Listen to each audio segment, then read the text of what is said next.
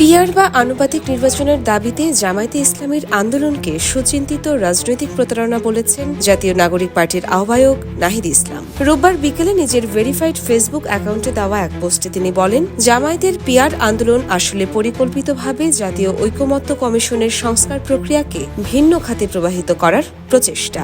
নাহিদ ইসলামের দাবি, সংবিধানের মৌলিক সংস্কার হিসেবে উচ্চকক্ষে আনুপাতিক প্রতিনিধিত্ব বা পিআর পদ্ধতির দাবিতে যৌথ আন্দোলন গড়ে তোলার পরিকল্পনা ছিল তাদের, কিন্তু জামায়াত ও তাদের মিত্ররা আন্দোলন ছিনতাই করে নিজেদের স্বার্থে ব্যবহার করেছে। তিনি আরো বলেন, জামায়াতে ইসলামী কখনো প্রকৃত সংস্কার আলোচনায় অংশ নেয়নি, না জুলাই অভ্যুত্থানের আগে না পরে। তাদের উদ্দেশ্য ছিল কৌশলগতভাবে প্রভাব বিস্তার, সংস্কার নয়।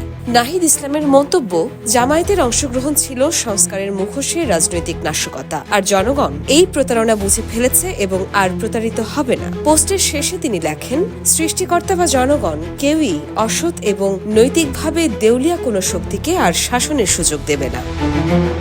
ইয়োরবা শায়ের জাহান, দেশকাল নিউজ।